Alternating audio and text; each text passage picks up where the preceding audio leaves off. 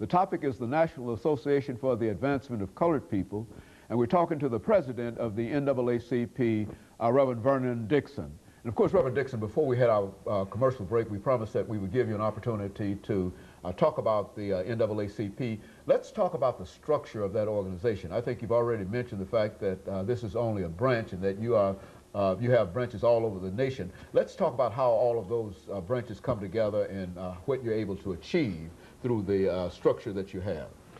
The NAACP is a membership organization, and our work is accomplished through our committees. It is our committee structure that is important to the success that the national organization has had over the years. We have 18 standing committees, which cover a wide range of issues and give people a lot of opportunities to be able to come in and to focus.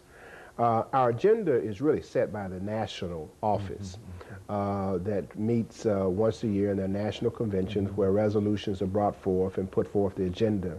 When I look at the agenda for this year, certainly issues around voting continue to be at the forefront.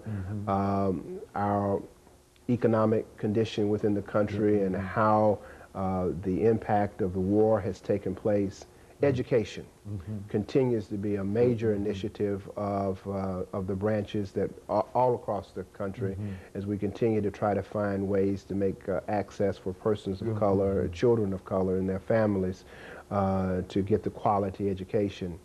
A new issue that has been coming up and has certainly been in the news in this area is environmental racism, where we're looking at the dump sites and chemicals that have been left in poor communities. So our agenda is set by the national office and then comes down through our regional and ultimately through the state conventions, passing down then to the local branches.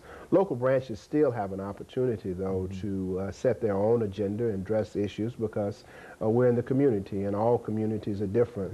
The issues, while there are issues like education and where we have common concerns, in this area, one of the issues that we've been looking at is issues of disparity, particularly as it relates to health disparity and economic conditions within this community. Currently, the Nashville branch is very active in our education and looking at what's, we are 5 years, we're in the 5th year, the end of the desegregation plan. We're continuing to monitor the conditions within our school systems.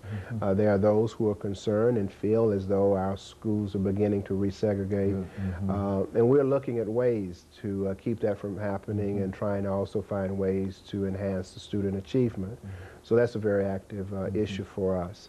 The other issues around health. We're looking at, as a part of the national agenda, but in this particular area, concerns around environmental issues as to how it affects poor people.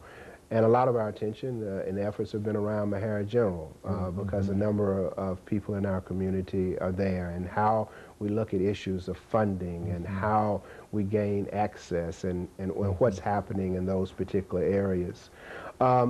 Another area that we have been spending some time and discussion on in the community has also been just to overall access of persons of color and how it is that we educate people in the community as to the issues and to make sure that we continue to be at the table. We have reactivated on our college campuses in the community, college campuses at FIS and TSU, chapters there.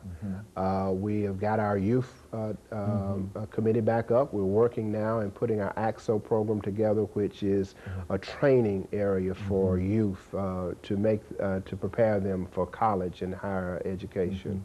So there are a lot of great and exciting things that are taking place at the branch. But it does center, first of all, in membership.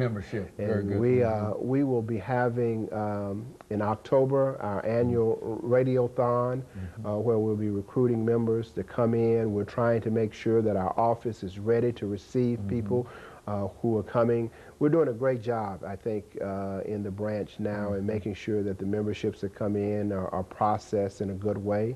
I'm very fortunate to have a great supporting representation in that branch. And if I might, I'd just like to single out a few people who have been elected. The Reverend Mark Freeman is the first vice president and is also working very hard with our religious affairs. Blondell Strong, Dr. Blondell Strong is the second vice president, and she really is coordinating our volunteer efforts in the office and making sure that our office is staffed and how we handle. James Barnett, who is the third vice president, has been heading up our personnel committee as we move to put staff in the office. We haven't had staff in the office in a couple of years, and I'm really excited about being able to, to have the staff, have the office staffed full time. Our secretary is Margaret Scribbins, who handles most of the work in the branch as far as getting the memberships and getting out notices and letting people go. And she's assisted by Ms. Sandra Hunter, and Tim Ayers is our treasurer, and he's assisted also by Mr. Hunter. So it is, so we have some good people in place. But we still need other people involved. Our religious affairs has really taken on initiative. A backbone of the NAACP has always been the church. And we are reaching out and trying to get more churches involved and helping us to disseminate the information that is out there. But there's still room for people who want to come and who want to work in our structure. People have to remember, though, that we are not really a program agency. We are more of an advocacy and a group that does monitoring. A lot of people think, with our legal redress, that there are a group of lawyers that are sitting in that they can come in and find a lawyer. What we do is we refer people and let people know, and our legal redress committee works hard to make sure that they're up on the issues and keeping a database of attorneys who might be able to address the other issues. I have taken upon, one of the things that I've tried to do is also to enhance the other organizations within this community that we can do collaborative efforts with, who may have some resources that we don't have, but who still are concerned about issues around civil rights. Very good. And of course we're getting ready for this second commercial break, but when we come back, let's talk about the membership of the organization and what people might be able to do in order to assist you. Of course, we'll be back with our audience following this very, very short commercial break. Come on. The topic is the